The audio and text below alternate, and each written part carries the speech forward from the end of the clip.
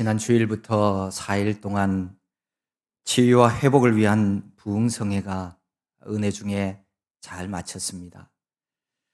하나님께서 우리 교회를 사랑하셔서 귀하게 쓰시는 귀한 종을 보내어 주셔서 생명의 말씀 주셨음을 감사드립니다.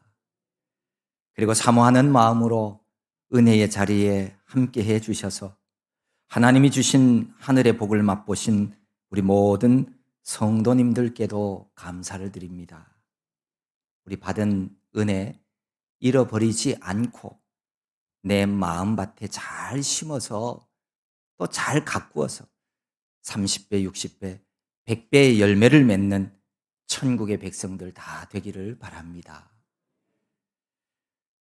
우리가 부흥의 전까지 모세오경 곧 창세기, 출애굽기, 레위기, 민수기, 신명기 등 이 율법서의 말씀들을 살펴보았습니다. 이제 오늘부터는 구약 성경의 두 번째 큰 부분인 역사서 말씀 속으로 들어가게 되었습니다. 이 말씀들 속에서도 하나님의 큰 은혜를 경험하는 여러분 되기를 바랍니다. 그동안 이스라엘의 민족의 지도자였던 이 모세는 자기의 사명을 다하고 죽었습니다. 아무리 위대한 지도자 모세일지라도 그도 사람이었습니다. 생명의 주인 되시는 하나님께서 그 생명을 땅에서 거두어 가셨습니다. 모세의 임종 시기는 BC 1405년으로 추정하고 있습니다. 예수님께서 이 땅에 육신의 몸으로 오시기 약 1400년 전에 모세가 이 땅에서 살았고 또 하나님의 부르심 받고 이 땅을 떠났다는 얘기입니다. 모세의 뒤를 이어서 하나님의 명령을 따라서 이 여호수아가 이스라엘 민족의 지도자가 되었습니다. 여호수아가 성경에 처음 등장하는 곳은 출애굽기 17장입니다. 이스라엘 백성들이 출애굽한 이후에 아말렉과 싸움이 있었던 그 르비딤 전투에서였습니다. 그때 이후에 그는 시내산에서 율법인 십계명을 받을 때 모세와 동행한 인물로 기록되어 있습니다. 그리고 가나안 땅을 정탐한 12명의 명단 안에도 포함되어 있습니다. 정탐 후에 정탐꾼들이 돌아와서 보고를 할 때 갈렙과 함께 긍정적이고 신앙적인 보고를 했던 사람입니다. 그뿐만 아니라 우리가 성경을 자세히 살펴보면 이 모세가 가는 곳마다 여호수아가 함께 따라다녔어요. 그래서 모세 곁에서 충실히 모세를 잘 보좌하면서 이스라엘의 차기 지도자로서의 수업을 쌓아왔던 것을 볼 수 있습니다. 마침내 모세 말년에 하나님께서 그를 모세의 후계자로 공식적으로 지명하셨습니다. 그런데 사실 이 여호수아는 모세와 비교해 보면 학식이나 경륜 모든 면에서 뒤지는 인물입니다. 우리가 아는 바처럼 모세는 왕궁에서 최고의 학문을 배웠습니다. 그리고 모세의 신분은 이집트의 왕자였습니다. 나중에는 광야에서 깊은 신앙 체험까지 한 사람이기도 합니다. 지금까지 이와 같은 모세의 명령을 그저 시키는 대로 따르기만 해왔었는데, 그런데 그가 이제 모세의 뒤를 이어서 모든 책임을 감당해야 할 지도자가 되었습니다. 그리고 가나안 정복이라고 하는 이 중차대한 사명까지 감당해야만 했습니다.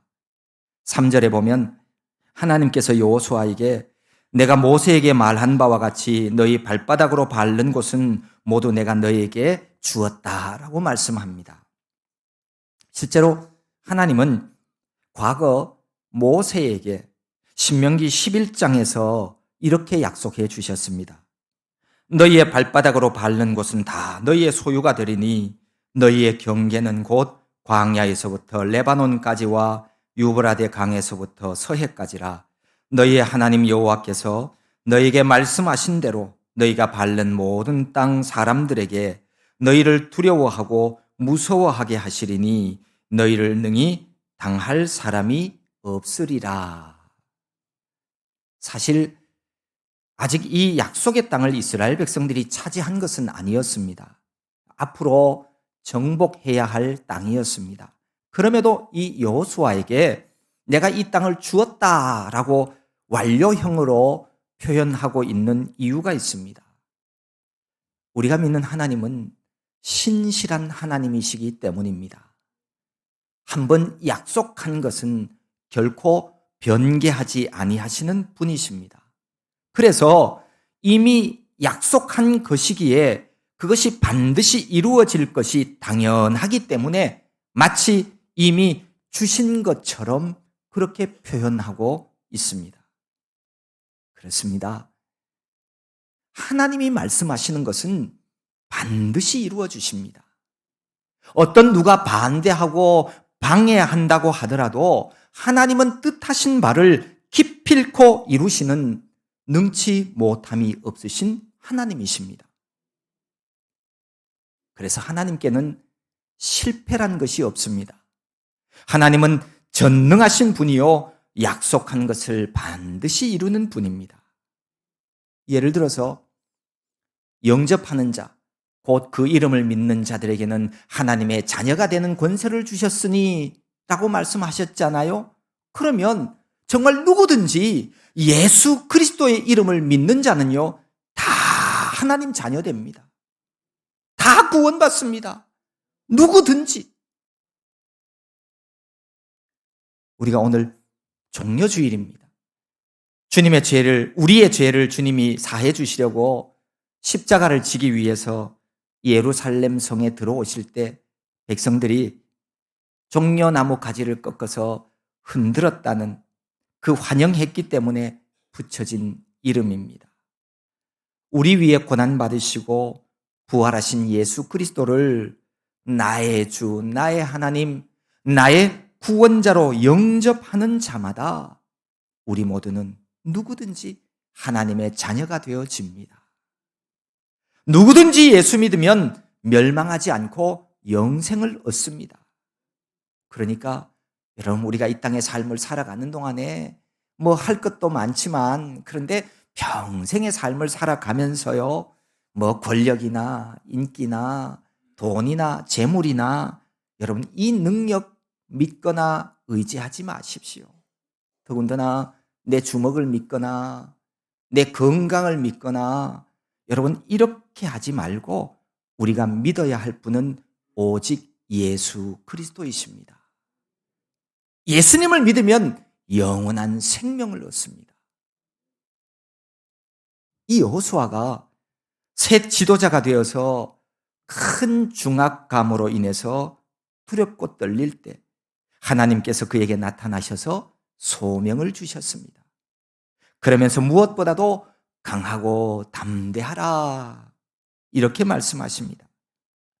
새로운 자리에서 적응하며 살아가는 것도 사실 어려운 일인데 더군다나 모세의 뒤를 이어서 한 민족을 이끄는 지도자의 사명을 감당한다는 것은 결코 쉬운 일은 아닙니다.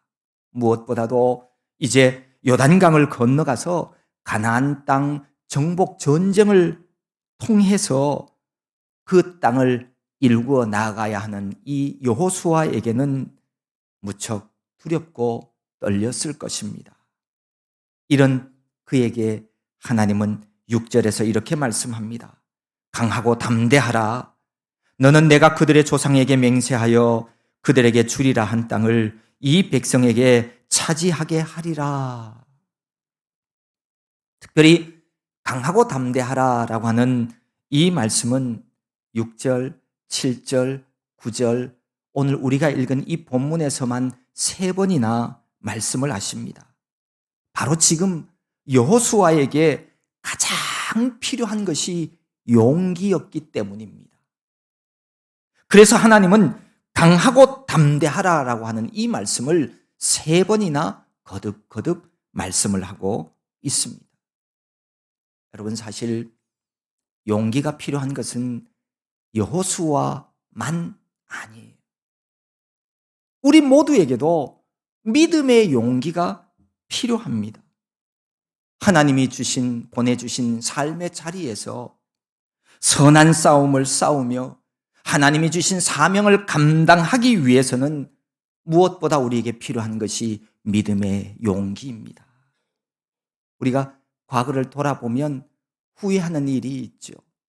그 후회하는 이유 대부분이 용기가 부족해서 그래요.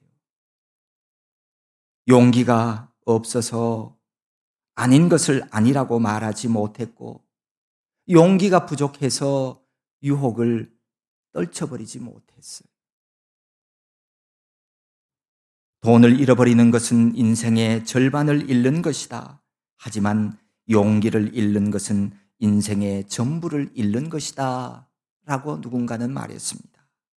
용기가 없으면 내가 모르는 것을 누군가에게 묻지도 못해.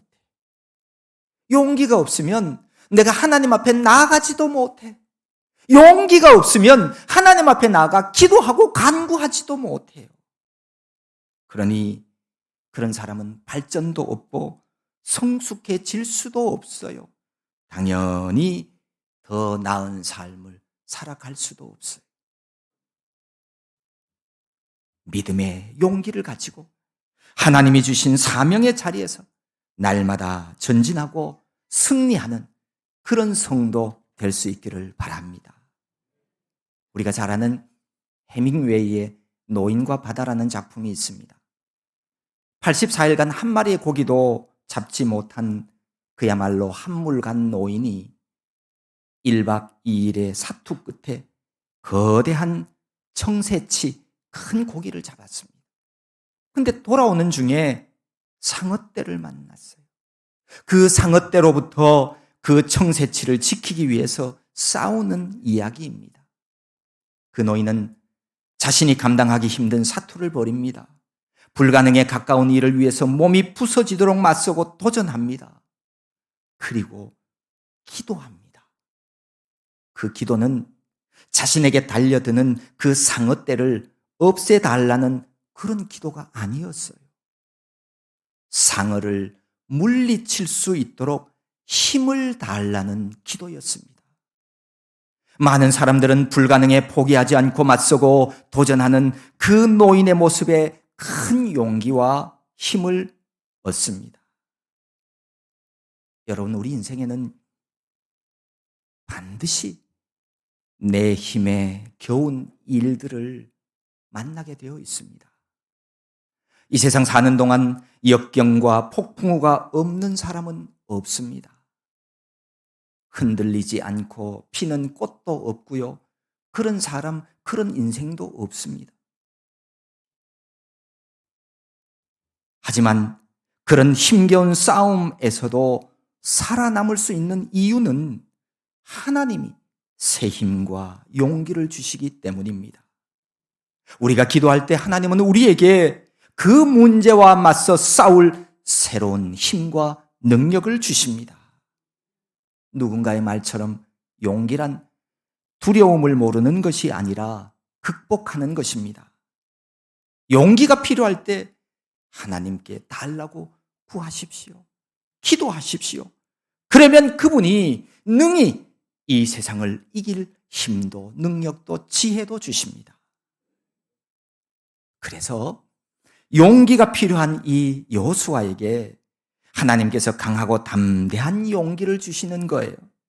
강하고 담대하게 되는 것은 단지 인간의 결단만으로 물론 되는 것은 아닙니다.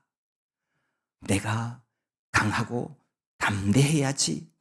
이렇게 마음먹기만 하면 다 그렇게 될 수 있다면 얼마나 좋겠어요.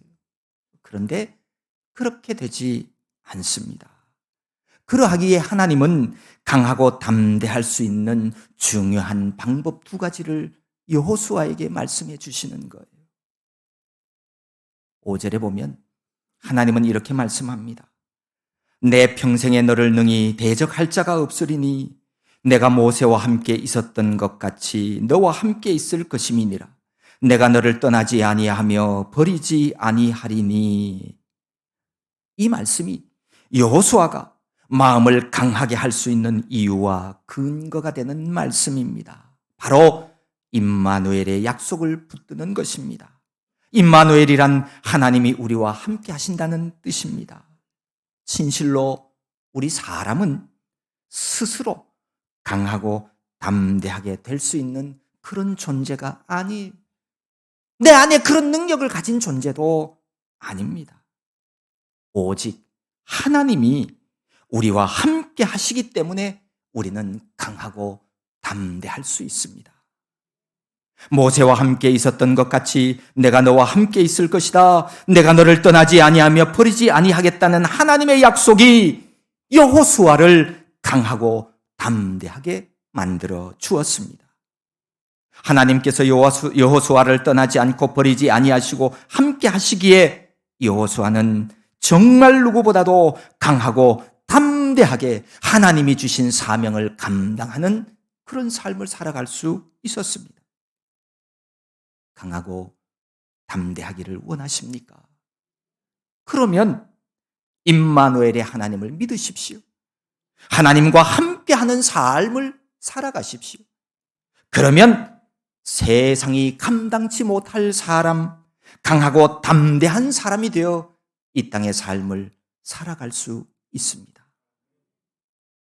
그리고 또 한 가지, 여호수아가 강하고 담대할 수 있는 중요한 이유와 근거가 8절 말씀에 있습니다. 율법책에 관한 말씀입니다. 이 율법책을 내 입에서 떠나지 말게 하며 주야로 그것을 묵상하여 그 안에 기록된 대로 다 지켜 행하라. 그리하면 내 길이 평탄하게 될 것이며 내가 형통하리라. 여기서 율법책은 성경을 말합니다. 성경은 하나님의 말씀입니다. 그러므로 늘 성경책을 가까이 하며 그 말씀을 묵상하고 그 말씀대로 살아가면 형통하고 평탄하게 되어진다는 하나님의 약속입니다. 평탄하고 형통하게 해 주시니까 여호수아는 강하고 담대할 수 있었습니다. 사람이 무엇을 가지고 소유하고 애쓰고 발버둥 친다고 해서 형통한 인생이 될 수 있는 것 아닙니다.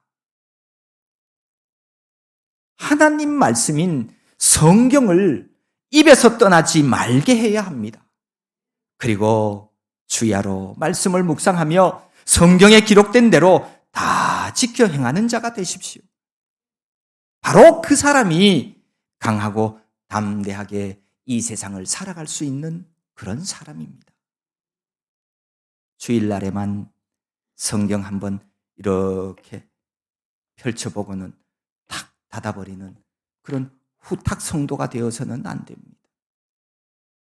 후탁 성도가 어떤 사람을 얘기하느냐 하면 주일날 교회 와가지고 예배 시간에 성경 한번 이렇게 펴가지고 한번 봤다가 닫아서 집에 가지고 가서 책상 위에 이렇게 던져놓거나 아니면 책꽂이에 꽂아놓겠죠. 그러다가 다음 주일날 이제 교회 가려고 성경책을 이렇게 드는 거예요. 보니까 일주일 동안 만지지도 않았으니 거기에 이렇게 먼지가 있는 거예요. 그러니까 이게 후탁 성도예요.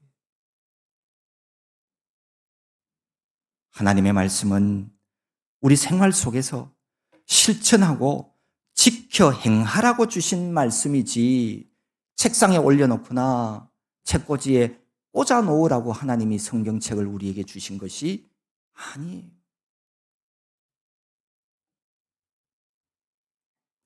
분명히 이렇게 말씀합니다. 그 안에 기록된 대로 다 지켜 행하라.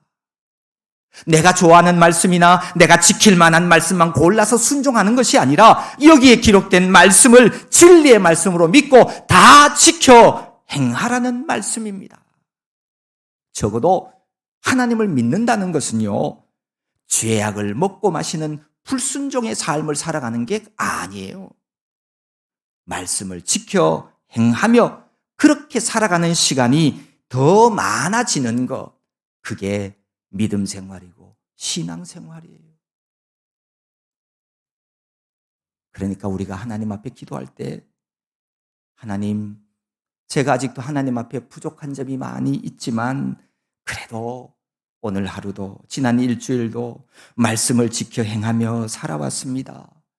하나님께 영광 돌리며 살아오게 해주신 것 감사합니다. 이렇게 기도할 수 있어야 그 사람이 성도예요. 아무튼 이 여호수아뿐만 아니라 누구든지 하나님의 말씀을 묵상하며 가까이 하며 기록된 대로 지켜 행하는 삶을 살면 강하고 담대할 수 있습니다. 그 능력의 말씀이 내 길을 평탄하게 형통하게 해 주시니까 우리가 두려움을 쫓아내고 강하고 담대하게 살아갈 수 있는 줄로 믿습니다. 인도네시아의 마나도의 알디 노벨 아딜랑이라고 하는 18살 먹은 청년이 있었어요. 2018년 7월 14일 술라웨시라고 하는 섬 앞바다에서 그만 사고를 당했습니다. 롬퐁이라고 하는 재래식 고기잡이 도구를 지키는 일을 하다가 강풍에 롱퐁을 묶었던 이 줄이 끊어지면서 먼 바다로 떠내려가게 되었어요. 우리 그림을 한번 볼까요? 바로 이게 롬퐁이라고 하는 거예요. 무려 49일 동안이나 표류하면서 그 롬퐁으로 잡은 고기로 겨우겨우 생명을 이어갈 수 있었다고 합니다. 식량이 떨어지고 식수가 떨어지는 없는 바로 그런 상황 속에서 무려 2,400km가 넘는 망망대해까지 그냥 떠내려갔던 거예요. 한 가닥의 희망조차 품을 수 없는 극한의 공포 속에서 아딜랑은 수차례 자살 유혹에 시달렸다고 합니다.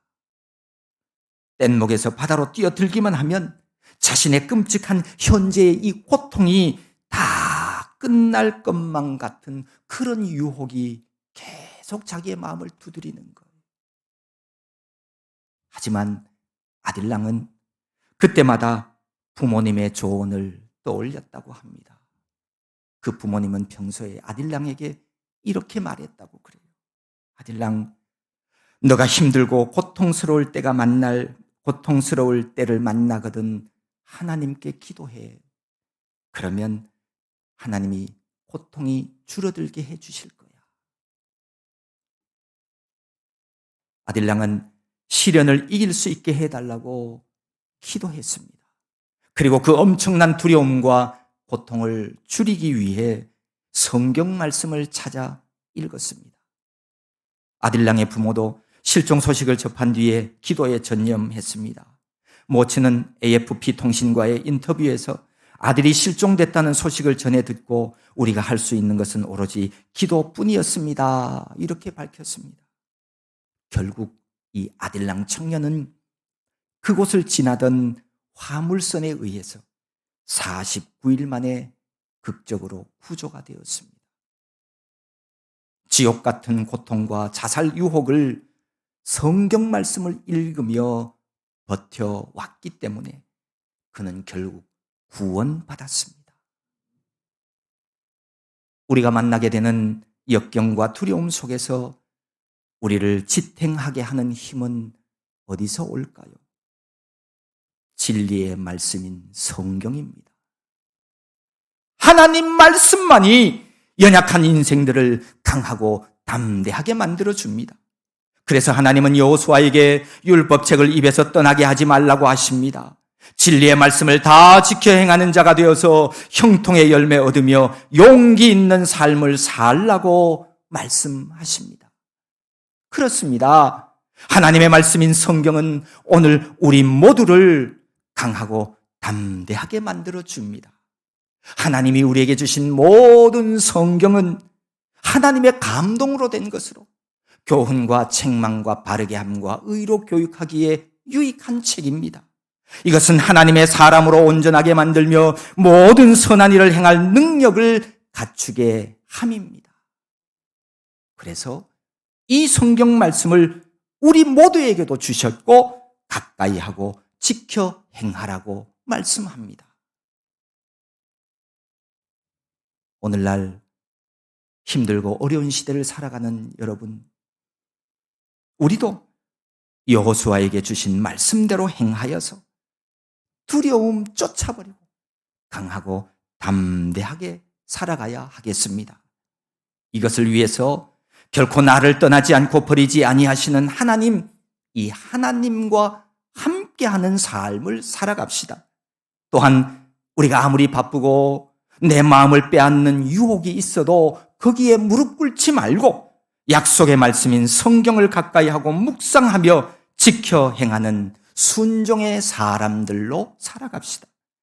그래서 하나님이 주시는 믿음의 용기를 가지고 여호수아처럼 무슨 일을 만나든지 강하고 담대하게 승리의 삶을 살아가는 저와 여러분 모두가 될 수 있기를 소망합니다.